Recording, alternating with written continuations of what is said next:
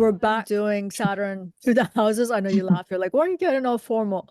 But yes, we're going to look at Saturn going through the last sector of the chart, which is related to the public sector. And that includes houses 9, 10, and 11. And we'll be done with Saturn. I feel like we've been covering the Saturn, like we did Mars too, but it went by so fast. The Saturn one feels like eternity.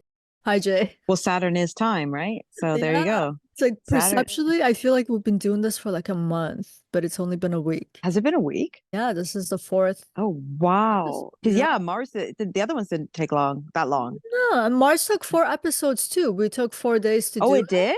Yeah, but it went by so fast. With Saturn, it literally feels like we've been talking about this for the past month. Perhaps, yeah, the whole time thing. Saturn makes us take our time. Oh yeah. And this is all about the public? Yeah, the public sector of the chart. So we covered the first episode was about the houses that pertain to the self, which were 12, 1, and 2, and then the private sector, which included houses 3, 4, and 5, houses pertaining to others, 6, 7, and 8. And the last one is our public lives, that public domain, 9, 10, and 11. And I think the harshest one that we had to discuss were the ones about the private domain of life, especially houses 4 and 5. Saturn can bring difficulties in other houses, but those were the most difficult ones. Oh, yeah, that was intense. Yeah. I had to go take a nap after that one. So mentally exhausted. Me too. Yeah. So now we're going to move into the ninth house. But again, to repeat what I have said about the other anchor points of the charts, we have 4 anchor points, houses 1, 4, 7, and 10. And the houses below the anchor points support that anchor point, and then the houses above erode or undo the significations of that anchor point. So when we come to the 10th house, the 9th house is below it, therefore it supports it, and the 11th house is eroding the significations of the 10th house. So Saturn's key signification, the primary one is negativity, like a minus sign is deducing, is deducting. Jupiter expands, positivity, the plus sign. Saturn's always negating. He's the naysayer. And Saturn's significations can fit into 5 categories. The first category, we can look at it in terms of that aspect of Saturn that brings bad luck, failures, scarcity, poverty, stinginess. Saturn can also bring detachments, coldness, rejection, alienation, abnormalities, perversions. And then when we go to the next category related to significations of Saturn, Saturn brings pessimism, skepticism, distrust, criticism, analysis. He has a scientific outlook towards things, very objective, again, cold and detached. And there's a sense of practicality to Saturn. The next set of categories, which we're all familiar with, restrictions, limitations, boundaries. Saturn also brings disabilities. It also represents subordination, ordinary people, the working class. And the next set of signification, that category is related to time, endurance, longevity, stubbornness. And I always say, if there's a cure for Saturn, this category of Saturn's actually a set that's a cure onto itself. Because, you know, they say like with time, everything heals. We have to endure things in life and then we get the fruits of our labor, for example. So I like this category of Saturn signification. And in the last category, we have decay, aging, illness, things that become stale and old, destruction, and ultimately death. So these are the significations or symbols for Saturn. Significations of the 9th house. The primary thing the 9th house is trying to do is to, it's a question of how do we benefit society? And before actually going to the signification, I want to take us to the other side of the axis, to the 3rd house, and think about this for a second. In the 3rd house, we discussed that the 3rd house is about how do I make my own desires and emotions in terms of what I want in life something tangible. Therefore, we have to demonstrate determination, courage, gain skill sets, learn things. So in the 3rd house, we're starting to put the pieces of puzzle together in life. How do I do things? How are things done? How do I get things for myself? In the 9th house, we're talking about some sort of a comprehension now on the other side of the axis. You have become a person who's full. You have simmered. You are now embodying that information of the 3rd house as your knowledge and as your wisdom. So now you're apt and equipped to give something back to society. The 3rd house was taking from the 4th house and it was trying to do for itself. We come to the 9th house. Now we have enough to give to others. So the primary thing to remember about the ninth house, how do we benefit society? And the ninth house comes to have significations or symbols such as moralities, values, virtues. It's related to religion, philosophy, higher education. It's also related to people who teach these things, such as teachers, gurus, priests, parents. And the ninth house, because we're supposed to benefit society, it has to do with good deeds, good results. It has to do with good luck. And it has to do with successful endeavors. Like people talk about pilgrimage and like travel. It's not about travel. It's about starting an endeavor in life, a journey that you go on. It could be an educational journey. It's just a journey that has good results at the end. So it's a successful endeavor. So that's what the ninth house represents. So when people talk about short distance travel and all that, The third house is about covering shorter increments of time and space. The sequences of it are shorter. When we come to the ninth house, we're talking about a totality, something very comprehensive. So even when we put endeavors and journeys, now we can talk about we know the way, we can go longer. In the third house, we're trying to figure it out. okay, so it's like beginnings of things almost. In the third house, you're accumulating stuff, information, knowledge, skill sets. The third house represents writing. The ninth house Okay. represents the book. Okay. The writers in the third house, the publishing is in the ninth house. So you can see the process is just getting bigger. It's more holistic. It encompasses more. Now we bring dear Shani to the ninth house. One thing to remember about Saturn, Saturn has a backward gaze. It has a sense of tradition. It's representing, like, for example, Saturn and Rahu together, they say they have a lot of similarities. And the reason for that is when you put them together, you start to get a comprehensive spectrum of time. Saturn represents the time now and past, and Rahu is standing in the now, looking past into the horizon of the future. So you get this full spectrum of time when these two planets are interacting or they're in conjunction. But Saturn in itself has a backward gaze representing of time in sense of all that is and all that has ever been. So Saturn has a conservative slant in this way to it. It's about maintaining the tradition of how things have been done. And Saturn has a sense of stubbornness to it. It doesn't want to change. It's like a heavy air that just wants to sit and not move. So when we come to significations of the ninth house, such as morality, values, virtues, Saturn wants to maintain that traditional sense of what is moral and what is virtuous, the conservative sense of values. This is what Saturn wants to do. Saturn doesn't want to change. Saturn wants the status quo to be as is in that way. And then when we come here, when we think about religion, for example, it has a lot of rituals. It gets passed on. Its morals and values gets passed on. So Saturn comes to have this conservatism also when it comes to religious viewpoints. If Saturn had to study philosophy, it doesn't want to study postmodern philosophy. It wants to study ancient philosophy.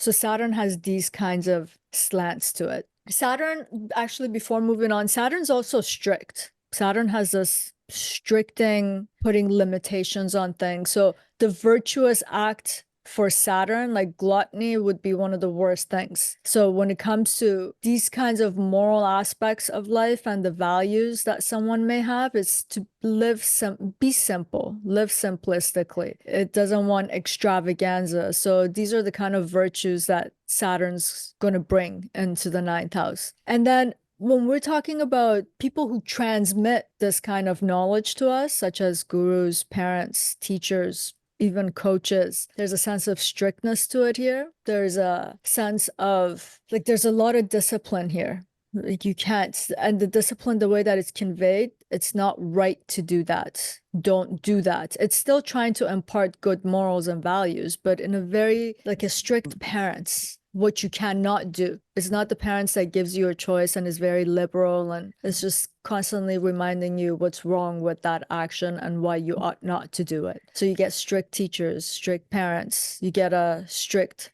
guru. When it comes to religion, then is it just a rigid form of the religion? Yeah, you can actually, Mars is more, I'm gonna break the rules. You get orthodoxy here with Saturn, like Okay. Jewish people who are Orthodox, Christians. You can get this kind of a slant with Saturn here because of its strictness and its strict adherence to these traditional rules that it doesn't want to bend. It doesn't want to become liberal and just go with the flow of the day. There's a right way of doing it and a wrong way of doing it. And Saturn here is going to make sure to constantly remind us what is wrong with being loose in terms of our value systems. But could it also be like not necessarily even just a fundamentalist? Could it also just be someone who's very strict, like they fast for certain religious purposes, and they're very, strict with it? Or, I mean, almost every religion has fasting. Yeah. So I'm just saying, could it also be like you don't need to be a fundamentalist? No. You could also just be like, this is how our texts say it.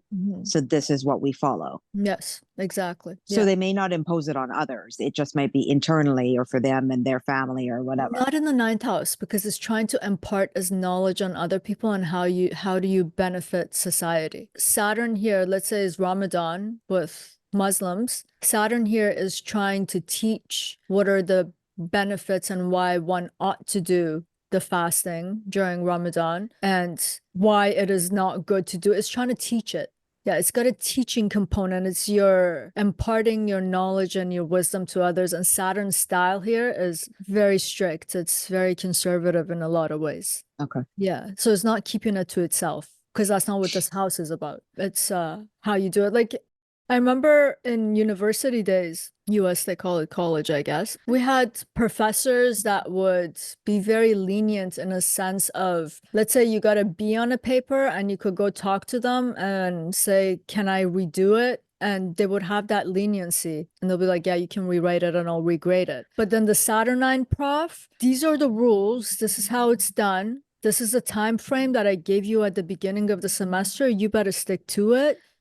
These are, I don't know if it's a thumb up, I guess, I don't know, to each their own, but these kinds of profs are very hard. I mean, university, they were always known for that prof who has a very hard class.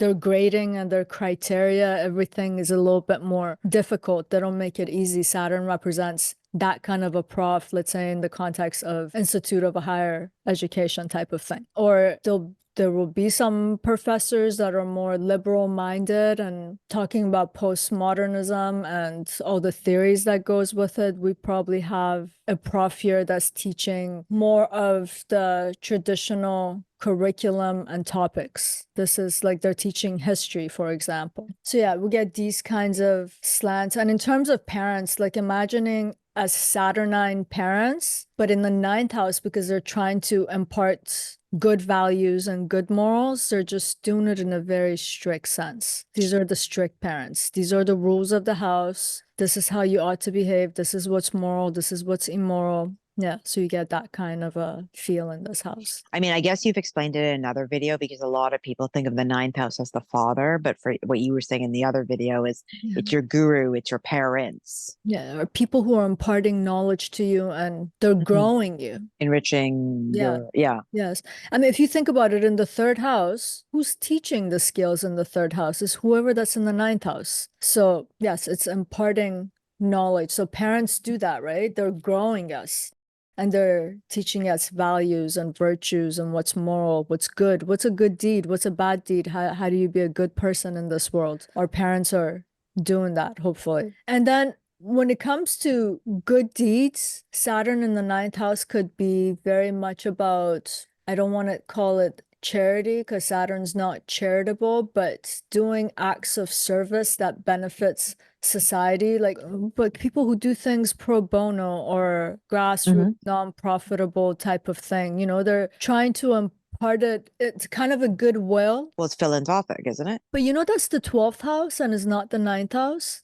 Okay. Because it's involving money, right? And some tangible aspect of the world is being drained. In the ninth house is basically through your morals, knowledge, your virtues. These are the things that you're imparting to society. So it's not, Saturn might be here teaching why people ought to do that, what the benefit of that is, but this house doesn't necessarily involve money. Well, then could it just be those volunteers at the senior center helping elderly get in shape or? Sure, yeah, it's benefiting some sector of society that's within the public sphere of life. A demographic of society who are financially struggling and putting your time and your energy at their service. Yeah, this is a Saturn thing happening in the ninth house. Is it only financial struggle, or could it just be loneliness, or, I guess any way that you are benefiting society and trying to elevate it, then it's related to the ninth house. Because even when we talk about higher education here, like universities are represented by the ninth house. Yeah. That institution in general is supposed to expand your horizon. So so that you become a productive member of society that can somehow contribute back to it. So it's any kind of service. Yeah. I mean, Saturn, isn't that what Saturn represents? Service? Work.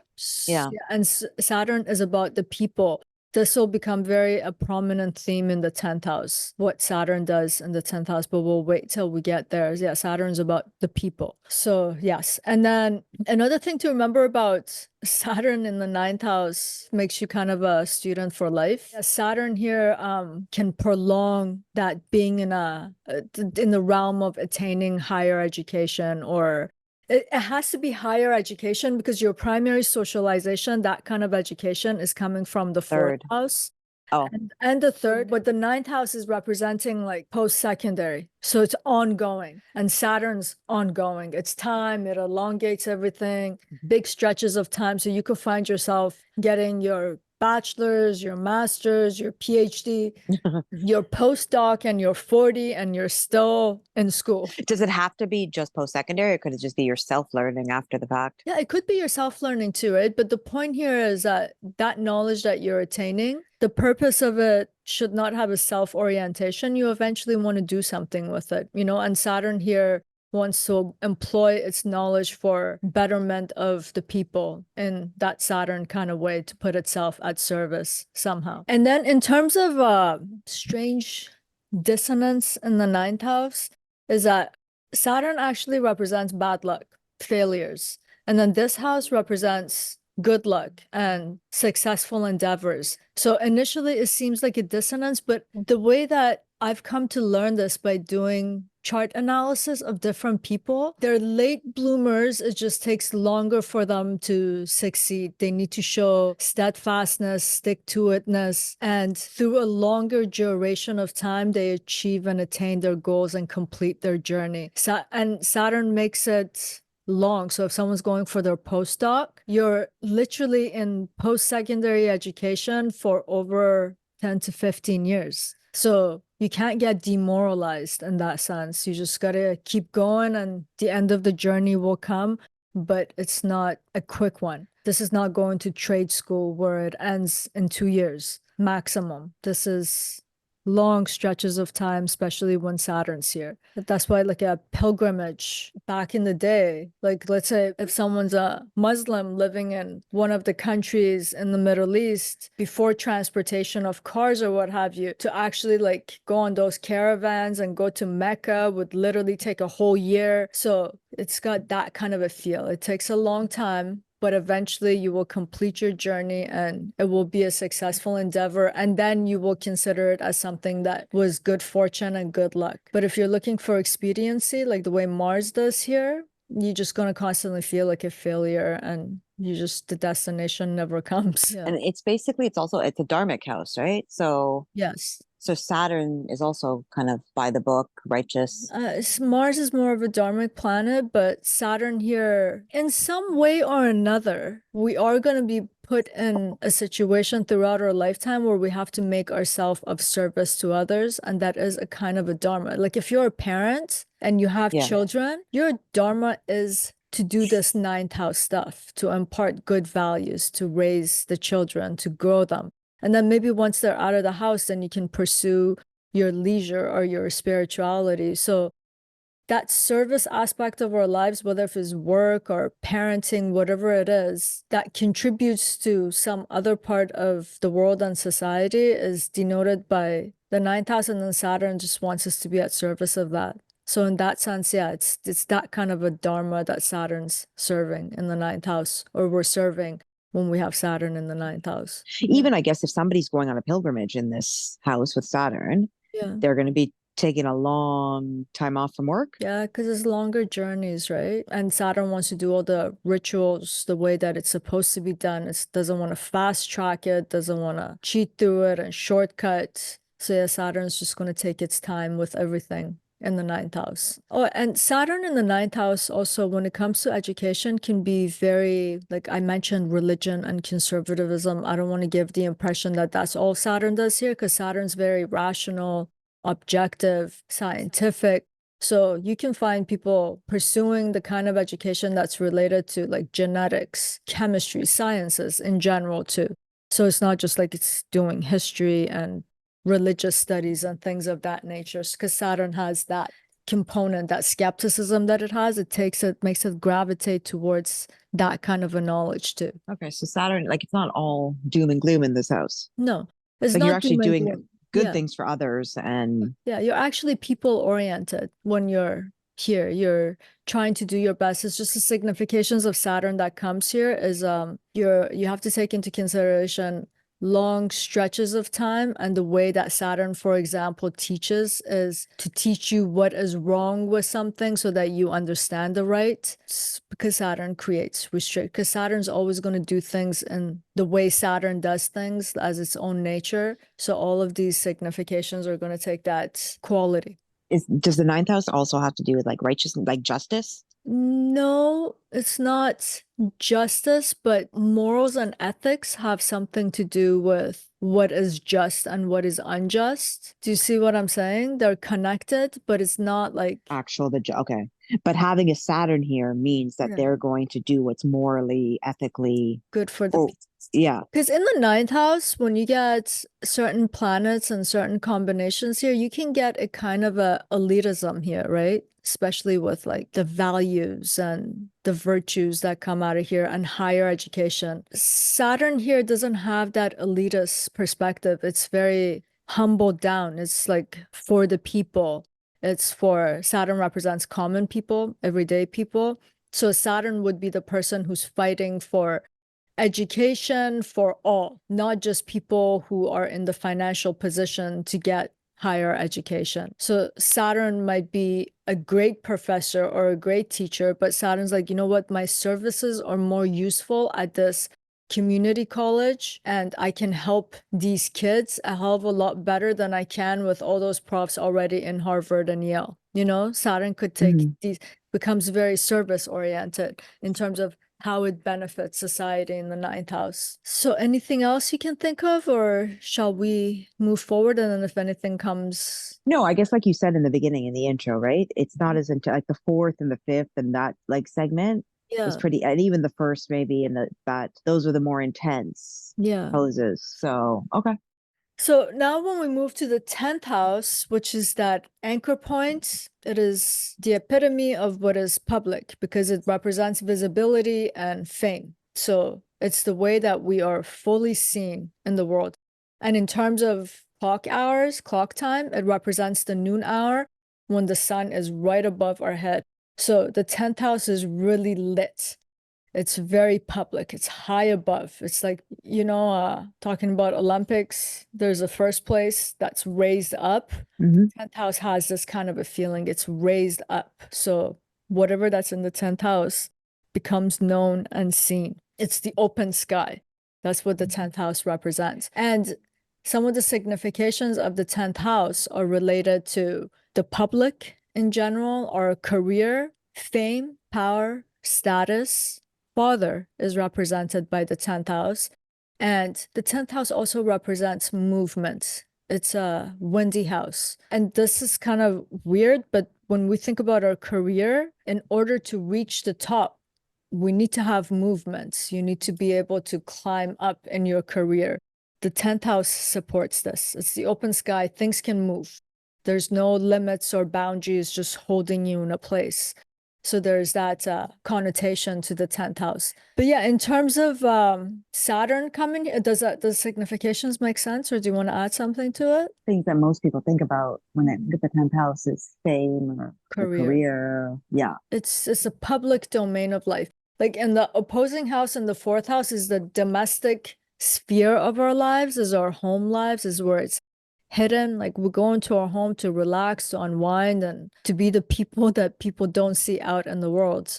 The 10th house is the exact opposite. Is It's that also not the dynamic of the father and the mother then as well? yes. And when we go back to the traditional ways of thinking, the mother socializes you as a human being in terms of how to be a human being, how to operate within the realm of your emotions, within the context of your family, how to love, how to care, how to think properly. It's endowing you with all of these things that you need internally to be a full and a healthy human being. The father was traditionally the one that was supposed to now take you from that home life, take you to his job. This is the 10th house, also represents legacies, right? Because the father's now taking you to his work, teaching you the tools of the trade, and providing you what you need to know to be in that domain of life, which is outside of the home. It's a different set of negotiations and different kinds of learning. So the father comes to be related to the 10th house. And people literally used to do that. I mean, they had, especially men, because they worked, they would have their father's occupation. So if you were a metal worker, your dad was, then by trade, that's what you would be. That's what your career would also be. I mean, people who have the last name Smith, because that's what they did. And then the father passes on the trade to the son, and then the son to his son, to his son. So we can see where this old signification is coming from too, right? Does that make sense? Yeah, because I know in India, a lot of there are certain areas of parts of India that, yeah, the last name signifies Yeah. what their career was, what their trade is, or what their career is. And Yeah. it's been passed on, I guess, generation over generation just because of their trade, not really like it's specific to the trade, not like where you're from or just a name. I know, for example, in Iran, we have a lot of last names that's indicating where someone's from. Like even my own last name, Yazdi. Yazd is a province in Iran. To say Yazdi means from Yazd. So this is a very two common ways of doing last names in the world. It's either by someone's occupation or where they're from. Yeah, so yeah, I guess it's very common because yeah, in India, a lot of times when you say a certain type of last name, you know they're either a business person or they're something, right? Like Yes. what they're you can tell from their name what occupation they're from. And I guess your name defines who you are back, especially back in those days. It's your place in society or People would know who your family is based on your yeah. last name, what your occupation is. It's such a identification marker of who you are. It's actually making the minute that you say your last name, it's making you publicly known in terms of even your history, the fourth house, because the fourth house represents your ancestry, right? Your Mm-hmm. last name in the 10th house is letting everyone know what your ancestry is, what you do for a living, where you come from. So, yeah, that signification of the father in the 10th house. And in terms of fame, the 10th house represents visibility, for example, right? So the sun is right above you, is literally like being on a stage on that higher platform, having a spotlight on you. So you're really seen for who you are, what you do, what that last name is, what you're bringing from the ninth house, what you did in the ninth house. This is how the ninth house is supporting the 10th house in the sense of what did you contribute to society? The 10th house is now making you known for that. So it becomes to be the fame aspect of it. Even career just doesn't land on the 10th on the 10th house as something that's just about the 10th house. Usually it's based on what you're doing in the ninth house. What did you learn? Where did you go to school? What kind of education did you have? Who did you become? So what are you doing with it now? That's your career. So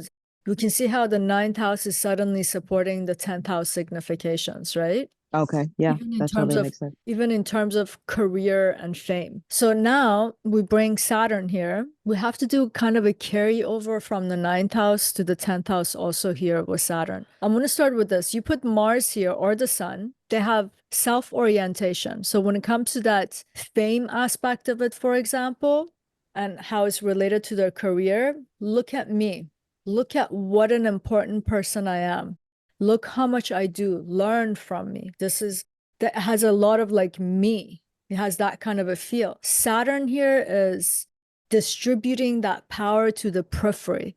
Saturn's uncomfortable with the spotlight strictly on itself. like the way Sun wants it, and Mars to a great extent too. Saturn's known. Saturn's famous for. Saturn's careers are going to be related to the things of power for the people by the people. It deflects the light. Saturn represents darkness. But even when you put light on darkness, the darkness is lit, so the person's still known. But they're not known for that me component of it so much. It's more about how the person is shedding light through themselves, let's say on some social issue that's their career. So it's social justice or social? It could be, right? It could be jobs that's related to fighting for people's rights. Union workers, for example, the head of the union who's dealing with high officials of governments and corporations. Saturn would be that kind of a person in the 10th house. So that person's using themselves and they have the light on them, but to discuss something about, quote unquote, for lack of a better word, ordinary people, working class people, issues of society. So Saturn has this kind of a feel and meaning in the 10th house. Saturn Okay, can so have, yeah, sorry, go ahead. so I was just going to also say, so then like even human rights cases, like lawyers who take those maybe even free or Yeah. but refugees, human rights, those type of, Yeah. okay, Public servants, okay. these kinds of jobs, civil servants, civil workers, not civil servants, but yeah, Well, these they're kinds. called civil servants. I think that's the term, is it Is not? that what it is? Yeah, Oh, civil servants are like government, like we work okay, for the just government. even police, army. Yes, army, yes. And yeah, Saturn's going to kind of deflect the light, that fame thing that we're talking about. The power and the status is distributed to the periphery. Saturn's not going to act like I'm the center. The sun will do this. I'm the center. Mars will do this too. And Mars is individualistic. But Saturn is trying to use itself, or it's in a position that's related to other people in the 10th house. This is what its career, its public life is going to be about, or the person who has Saturn signifying this. And then another thing with Saturn in the 10th house represents upward mobility. That's why you can move up in your career, gain greater status. Saturn is super slow. So when you have Saturn in the 10th house, one might feel that their career is somewhat static. That upward climb and gaining status is very difficult and possible to that it takes a long time to do it. It doesn't give you that agility, because this house I was saying at the beginning, one of its key significations is movement. It represents wind. Wind is very free. It doesn't have limits and boundaries. It just moves where it's moving. Whereas Saturn's heavy and represents old age. So it's even talking about the way that we move in the world is slow. So it can represent these kinds of things, but Saturn also represents longevity. So you see certain people who have 3 career changes in one lifetime or even more nowadays. Saturn will be that person who has the same career throughout their life, and they're going to get their pension, and just it's representing the longevity of the career at the same time too, which is very appealing for some people. And then it might feel like a nightmare for other people because they really do want to change career, but Saturn here will hinder that kind of a movement too. And then Saturn being about, I was saying, that time that's related from present to past, that traditional conservative aspect of it. If you have Saturn in the 10th, we could say that it symbolizes someone who's more likely to follow in the father's footstep, for example, right? So you get these kinds of indications in the 10th house. Or Saturn might just really dislike the father because Saturn really dislikes his own father and be like, Yeah, well, that's what I was going to say. balance it, I'm going the other way. When we discussed it in the 4th house, like Yeah. it's a difficult relationship with the mother. Yes. So here it's going to be a difficult relationship. It could indicate that based on the rest of the chart, but I don't want us to conflate the signs and the houses. Nonetheless, in the natural zodiac, Saturn sign falls in the 10th house. And if we say there's an order and a rule and a law to existence, that the 10th house and the sign of Saturn, Capricorn, operationalizes each other so well. I would say that father here in the 10th house is representing something about tradition here that is getting passed on through the father, and Saturn is not going to have the same kind of dissonance that it had in the 4th house. And the dissonance of the Saturn in the 4th house, the problem was Saturn's cold and unemotional, and then the 4th house is very moist and very emotional and so emotion centered, devotion, love, so the person is going to have those kinds of family issues. But when we look at the 10th house in terms of legacy, and then looking at Saturn in terms of tradition, I think it has resonance to the father figure here a bit. But Okay, it so could it's a go the other better way too. outcome. It is Saturn, right? Yeah. And Saturn's own narrative is not exactly happy with the son who is his father. And Well, I just also wondered, like, because it has to do with legacy and maybe passing down the fathers, like maybe they just clash and have a different outlook on how the business should be run. for sure, the father could be the one who's, let's say, traditional too, right?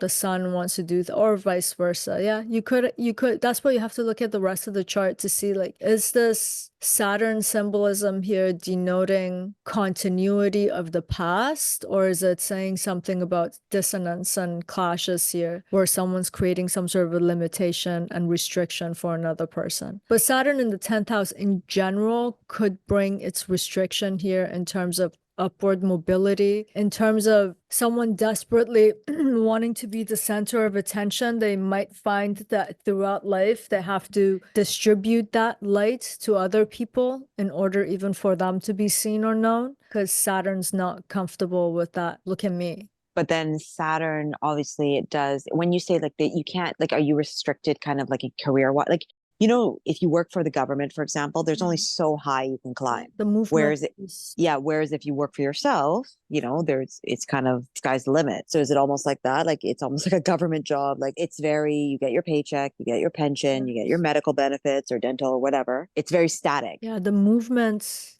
that signification of this house, which is movement, Saturn restricts it. So yeah, upward mobility in your job and gaining higher status, these kinds of things, it could happen because Saturn represents time, but you need to serve your time before you have, if it's possible, to have any kind of upward mobility in career or what have you. But it's also a very safe way of being, I'm guessing. They're not going to take the risks. Yeah, Mars will here, but Saturn won't. Okay, so from a career perspective, this is someone who's happy just doing the day-to-day grind, working his way up through the company. Yeah, their degree of happiness has to be seen through other parts of the chart, especially the moon, because the moon has to do with our subjectivity and how we actually feel about things and different kinds of placements. But yeah, Saturn here creates a kind of a staticness, but some people like that predictability and just knowing, like, you know what, I go to work, I don't have to make these crazy decisions. I have my career, I put my head down and I work and I get my paycheck and I'm cool. So that person's not going to suffer. But if the chart is saying something about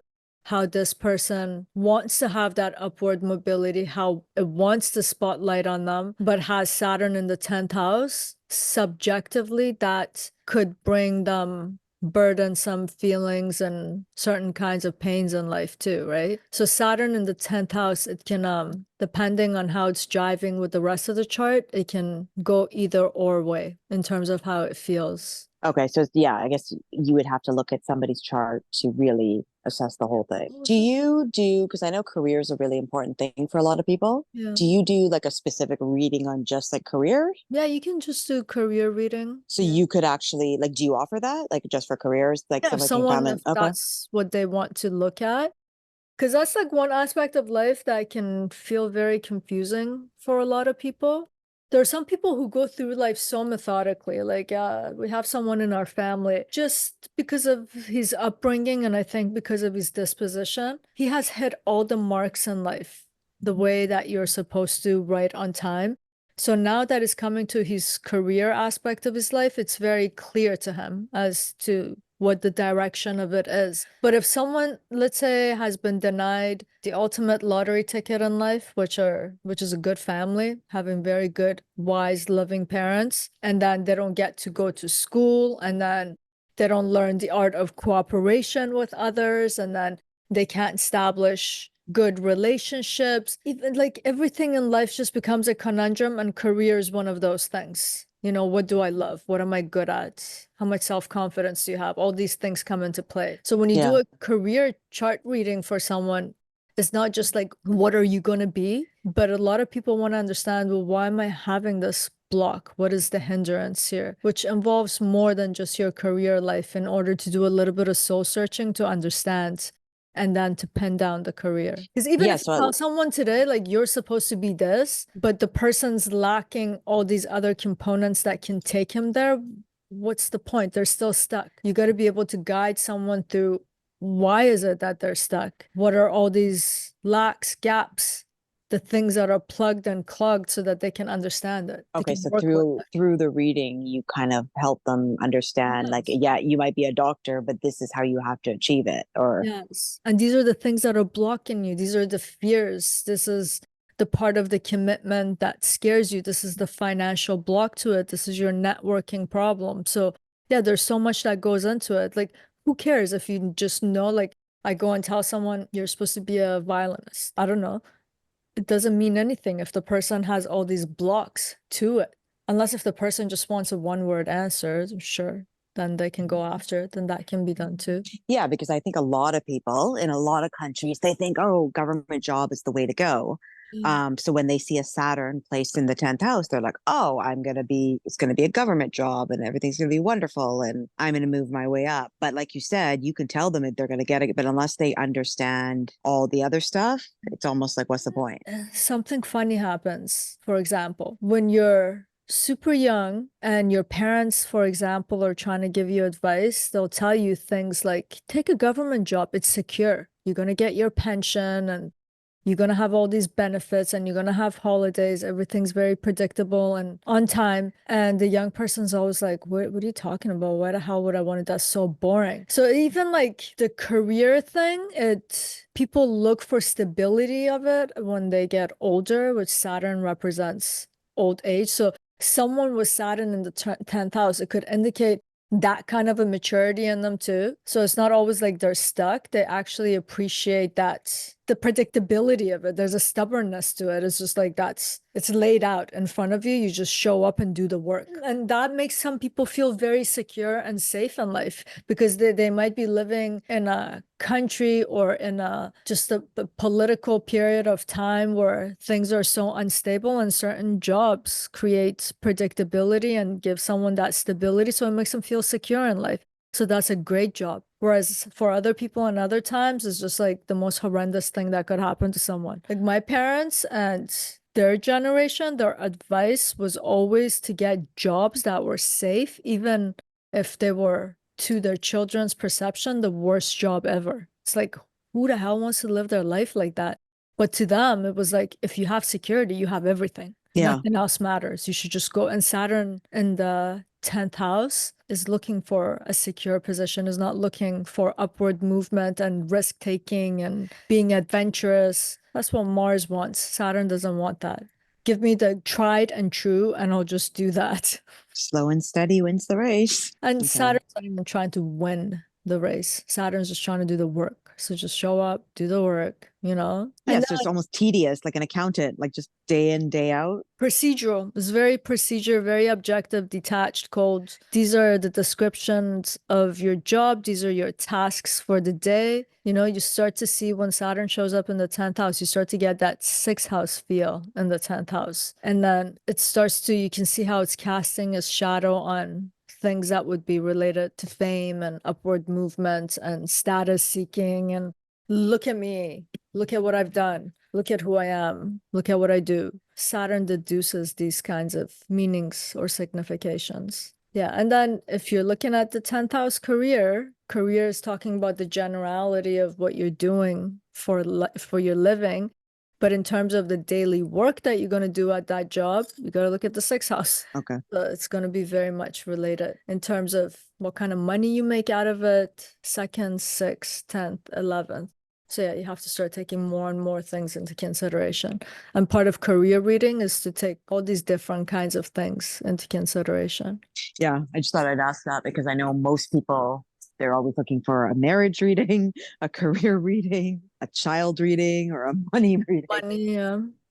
Yeah. But yeah, like you said, it makes a lot of sense. A lot of people are like, oh, I just want to be a doctor, but they may come out of like, even you said you were never going to be reading chart. You never thought in your lifetime you'd be doing this, right? So No. it's interesting. You may think you want to be a doctor or a heart surgeon and then come out and you're a famous artist. I did not, yeah. Oh, okay, yeah. As an example, I was like, I did not want to be a doctor. No. I was just Blood giving that and cutting. example. Oh, Well, yeah, I'm just saying, well, even you yeah. never thought this is where you would end up. No, And like I've known you for a long time. And to be honest, I never yeah. thought you would be so into like, Up to studying you. this. Yeah, like for a decade or more. Yeah. So it's kind of crazy. Like if I look back 10 years ago, would I have ever thought that? No way. So yeah, that's why it's kind of interesting that people may go in being like, okay, I want to be this, and then do a reading and realize this is actually what I should be doing. And this is why it's also good when career readings are done to actually help the individual understand themselves, especially when they're younger. You know, like if I got a reading at 25, I was studying philosophy. That's what I wanted to do. You know, at Mhm. 16, I thought I was going to be a nutritionist. So you have to figure out the soul of a person to understand that process of becoming that they're going to go through to be able to help them out too. Because, yeah, if someone told me at 25 or 16, you're going to be doing this, I probably would have slapped them. And I come from a family where it's like everyone's so they actually got that Saturnine quality of detached and being objective and being scientific. And what the hell are you talking about? Are you insane? Yeah, the support and the conditioning wasn't there to accept it right off the bat. So yeah, that's why I would have just freaked out probably. I think what people are scared of though, when they do a career reading, it's traditionally every parent wants the best and their kid to be financially stable and successful. I Yeah. think that's across the board in any culture. Yeah. But I think a lot of, sometimes you just, what if my son goes in there and they tell him he's going to be an artist? Yeah. So I think it's also that fear of being like, are you here to understand actually what you're supposed to be doing? Or do you Yeah. to validate that you're going to be this? Yeah, and the thing is, in our today's society, like one of the significations of the 10th house, it's when I think about it, is one of the most harmful significations nowadays, which is fame. Oh, Whereas, yeah. for example, fame back in the day, I mean, I'm saying the ninth house is supporting the 10th house. Like fame was something profound in the sense of, like, let's take Einstein, for example, right?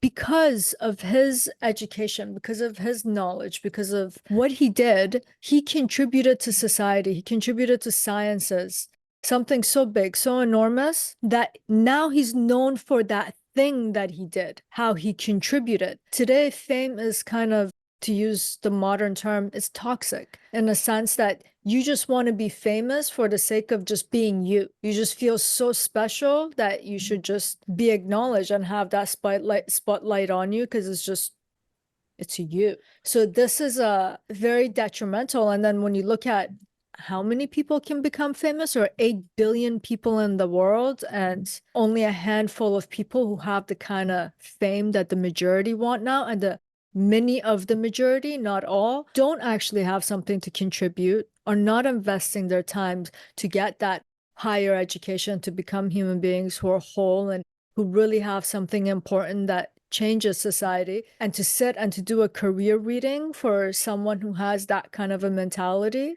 and to try and direct is important, and it's also very hard. Yeah. Yeah, one of the significations of the 10th house that is so problematic in our time is actually fame. It's just fame for the sake of fame. Just look at me. Well, Instagram, yeah, is your Instagram, yeah, and we have a whole culture built around this now, right? So it seems like a career. To be famous is a career, whereas fame is the result of your career, is the result of the ninth house. Fame in itself is not a career. And so something like Saturn there would restrict that, obviously. That's not going to be your Instagram influencer. No, but you know what Saturn could be famous for on Instagram? What? He's that guy who's criticizing everyone who's famous. Oh, So okay. he's famous for that. Like he's making all those memes and like It's just like being super critical, just trying to shed some light on that. But we can again see Saturn is not saying put the spotlight on me, but the spotlight is on it because it's speaking about some reality, some real aspect of the world. So Saturn could do that in the 10th house. And technically, the person is also a social media personality or influencer, right? And they're famous for that, for example. And I'm guessing the dasha of your 10th house or Saturn would trigger these things the most. Yeah, and who's the ruler? Oh, okay, yeah. And then I talked about this when we were talking about Mars. Having a single planet without any other planets in the 10th house is a yoga. And when you have malefics there, remember we were talking about that? It can bring some malefic kind of an event that's monumental in someone's life. Saturn's also a malefic, so it can have that kind of a connotation. Oh, Like that's the right. We were talking, humiliation, for example, yeah. the scandal we were talking about with Mars. Something very scandalous comes into the public viewpoint and everyone knows about it. Now the person has to like be like, oh my God, now I have to deal with this. When you have benefics just by themselves, and this does not include the nodes, sun or moon. So not it's not related to these four planets, but putting Oh, not the sun or moon, not the moon even. no, not the luminaries, the sun and the moon, and not the nodes. And the planet has to be by itself. That's a yoga. So if you have Mercury by itself, Venus and Jupiter, and these are the benefic planets, so you get to be publicly known for something beneficial. So something comes to light that's very benefic.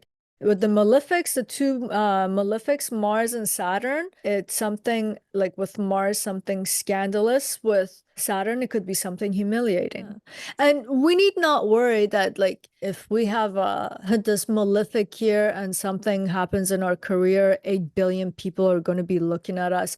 It's relative to what is public to you, but it's big enough that enough people will know that it'll be in the public realm, and you have to just deal with that at least once in your life, especially if the dasha awakens in your life. Because sometimes we don't live long. And I mean, like, if to go through for the Vimshotri dasha, to go through all the planets is 120 years. I don't think there's anyone on record, at least, that has lived 120 years. So we don't get to live through some dasha. So you might not get to experience this. And the rest of your chart doesn't, and the subcharts, the divisional charts don't support. But if they do, and you are going to hit the dasha of that planet, it's very likely. So that's something to just remember. And then when it happens, just know that it was just a crop of karma, an event that had to happen, and just pass through it as graciously as possible and move on. So is this only triggered then during the dasha period? No, it could get triggered by transit too. And Oh, okay. So you're not always safe because if you were in no, some, no. okay, So yeah, people who have like public scandals or something about them comes in, and it doesn't necessarily just have to do about someone's career, right? It's just something that goes public. yeah, And no, if I guess and because if we were it's a talking about malefic, Saturn. it's not pleasant. If it's a benefic, it's pleasant. Like if you have a Venus there, and I don't know, you're a public figure whose careers in makeup and stuff, your video goes viral. Do you know what I mean? And Okay, great, that's a great thing for you. And you make a lot of money from it, and you're known for the beauty aspect of it, but you have Mars there suddenly that, please, I'm just making a very random example here. I'm going extreme. Like a sexual assault charge comes to the forefront in the public. Some scandal of the past. Like it's these kinds of things, you know? allegedly, Allegedly or whatever. I'm just saying, but it's yeah, public now. So it's in public people's consciousness because this is the most visible house and it's shedding light on that thing and it pertains to everyone seeing it. So it's like, whoa, did they do it or then that's not the point. The point is out there. So yeah. it's just like the problem of the 10th house is just that it's visible. So everyone's gonna know about it. That gossip that you didn't want anyone to know, boom, it's out there. But it's just not pleasant when it comes out, when it's a Okay, malefic. but it doesn't mean it's going to like because something like Saturn takes a long time to transit, but let's just say Mars transits faster, doesn't it? Yeah, So Mars. you could have multiple Mars hits. The, I guess if you don't the, learn the your lesson. configuration of the transits, because you just can't take one planet. They're all aspecting each other. They're telling a narrative at any given moment, and they never duplicate. So like winning the lottery, right? There has to be that moment in time where the right ascendant's rising, that the planets are all at the right degrees, hitting the degrees of your chart at that exact moment when you're purchasing that ticket. Okay. How, like, that's not going to happen again in your lifetime. But and I'm saying like this public humiliation or scandal that might be related to a malefic like Saturn in the 10th house, because the malefic qualities of that planet for that native is in the spotlight.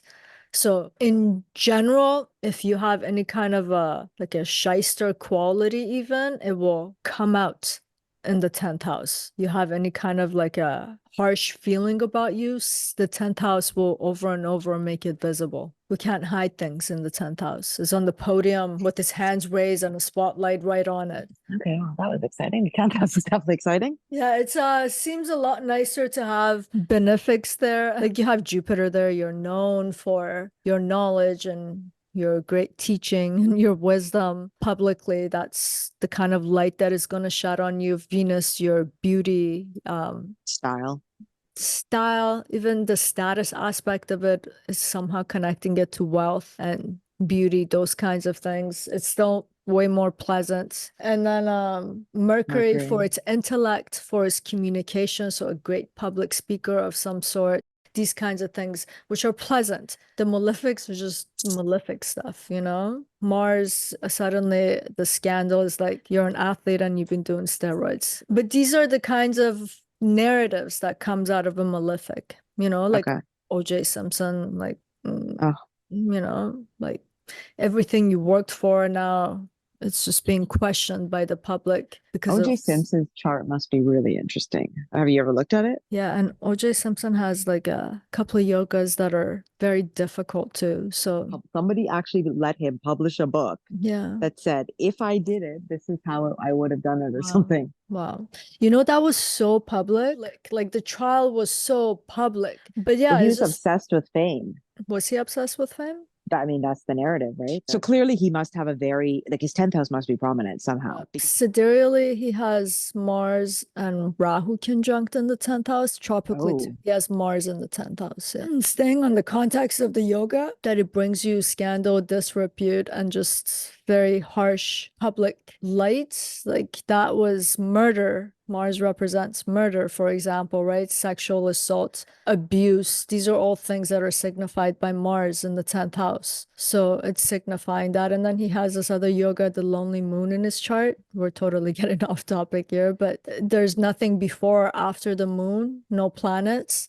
So this is a very unsupported moon. So emotionally and mentally, someone's judgments can become burdensome to them. They don't understand their sense of purpose, what they're doing, you know? So yeah, it's just difficult. Moving on to the 11th house, we saw that in the 9th house, it was about how do we benefit society. When we move to the 11th house is how do we benefit from society. So this is one of the key significations. Oh, how do we benefit from? Okay. Society, yeah. In the 9th house, we're giving our knowledge and wisdom, and the 11th, we're taking from it, right? So we're gaining from society. And we saw this theme in the 3rd and the 5th house too, right? In the 3rd house, how do we take from that family environment and make our own dreams come true? And then in the 5th house, how do we give our love and our affection and our internal content to another person? So it's doing the same thing on this side of the chart too. The symbols for the 11th house, it's saying something about our capacity and our ability to enjoy. How do we enjoy things? Do we have this in our chart or don't we? It also has to do with our social life, connections, networks, parties, friends, artistic talents, theater, just places of enjoyment like going to the movie. And then there's this other set of significations or category in the 11th house, which has to do with profit, income, and economic instruments. So this is how we make benefit from society. So should I straight away bring Saturn, or do we want to say something about the 11th house? No, maybe as it comes up, as we discuss Saturn, things will pop up. Okay, so we're gonna see Saturn here right away has dissonances. Like this is kind of a fun house. Like how do we enjoy things? Saturn is kind of a party pooper, but I want us to keep something in mind about this house while we're talking about dissonances. This is an Upachaya house, which means it improves with time. And we know that malefics can come to do well in Upachaya houses, which are 3 and 11, and then we got the Doshanta houses 6, 8, and 12. So initially when Saturn comes here, Saturn is not a fun planet, it's about being critical, skeptic, pessimistic. And Saturn is not a social planet, like a relational planet like Mercury or Venus. So Saturn has a bit of a hard time here. And when it comes to the social aspects of our lives, and we get Saturn in the 11th, Saturn hinders here. But this is what could happen with Saturn in the 11th house. I'll give an example of someone that I know and how they operate. For example, this is a good demonstration of the 11th. They're kind of when they're in a group dynamic, they don't bring warmth. They're very sarcastic. There's a lot of skepticism, and you just feel a little uncomfortable around this person. But I've known this person for 30 years. This person's incredible in terms of their consistency of calling you on every birthday. The longevity, when I look at the longevity of their network and the extent of their network, despite the way they behave, it's crazy. Everyone knows that if you have, let's say, lost your job and you're trying to network and connect with the right people, this is the person that you call. You can see over time, this person has become one of the most reliable person as a network. Because of his own behavior, he's been able to keep this network that he's built over time and over a lifetime. But when you actually sit with him and you just meet him, he's not a fun person. It's not about enjoying things, that he brings a sense of a practicality to this component of life. Do you see what I'm trying to say here? Yeah. With the obstacle that Saturn brings, but then Saturn over time can create Well, he's got a networks large network. lasting. Yeah. And it's even though he's not lasted. social, and even though he's not. No. And he enjoys the way that he helps people in the ways that he's able to help them. And other people benefit from him, and he extracts some sort of a satisfaction and joy out of this. He likes the fact that people can rely on him. It gives him a certain kind of a status and a certain kind of a position too. Everyone knows this is the person you go to if you want to meet somebody, or you need this and you need to be connected to another person. He brings us quality and to people's lives. This is his social life, actually. And then when it comes to profits and economic aspect of this part of the chart, Saturn can do well, because Saturn again brings us rationality and objectivity, where Saturn can objectify its social network in a very cold and a detachment and make him an economic instrument to be able to gain from them. Saturn doesn't have emotional connection to things here. So making different spheres of the 11th house, different segments of society, or its own social life and economic instruments, Saturn's able to do that in the 11th house. Like, for example, Saturn's not going to be the person who's going to the theater and the movies for the enjoyment of it, but Saturn might be the person who owns the movie theater and is using it as a way to socialize, to have a social network, to have that profit from it. And you often hear this in Vedic astrology when people are talking. Saturn does well with money in the 11th house. One of the reasons is Saturn can objectify the things and the people of the 11th house to make him into an economic instrument to profit from it, because it was cold and detached ways. Okay, so even though it's not like upfront social, it kind of finds a way to be able to do this through and still be able to make money. Yeah, I guess they're Saturn, making money because he's practical. and I'm telling you, like, he's not connected to his emotionally connected to the social aspect of the 11th house. He's thinking objectively and rationally and in a very detached and a cold way of, how can I use this to make a buck? Okay. So it's actually able to profit from it and generate income from people that it knows. No hard feelings. It's just work. It takes the network to just looks at the word work. Yeah, so very logical, like there's no emotion in business, I guess. No. It's not looking for the enjoyment aspect of socializing and chit-chatting. And if it's going on Instagram and it's answering people back, it's objective oriented in the sense of like, I'm trying to utilize this as a business tool. It's not enjoying it. Saturn doesn't have the ability to enjoy. I was going to say it's not because the 11th house is the fruits of your labor, is it not? Could be because of what you've been doing in the ninth and the 10th house. Now, let's say you have a consumer for your product. They're getting it from you. So now you're getting paid for it. You're getting the income from it in the 11th house. And Saturn could have worked very hard in the ninth and the 10th house. So yeah, now it's getting an income from it. But in this case, you're not going to enjoy the fruits of your labor. Saturn sitting there. It's kind of nonchalant about it, maybe. I wouldn't even say it's nonchalant. It just sees it as a matter of fact. Like I did point A and B, and this is what how I should be compensated for. This is what I should be making. Okay, so this isn't that shy person, and he knows what he's worth, or she knows what she's worth. Yeah, but in a very cold way, though. Not like a son or even putting him. No, but very black and white. Like, this is my service. This is what I charge. Take it or leave it. Exactly.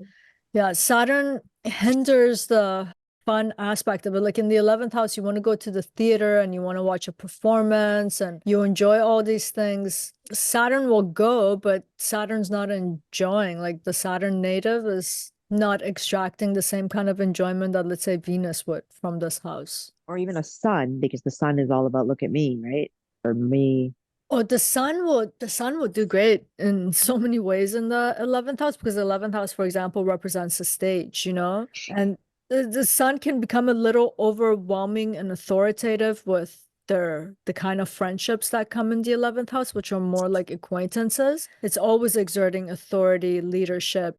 And this is a house you're supposed to enjoy, and sometimes people don't want that. But in terms of like the sun making itself known as the head of this network and profiting, yeah, sun can do well here. Sun can enjoy it to a certain extent because it's getting to be known and sun wants that, but Saturn doesn't even want that. So when it comes to the social aspect of it, Saturn can become a connector for people, but again, as a matter of fact, or just because itself is making others into an economic instrument to profit from it, it just brings a sense of a coldness to this house.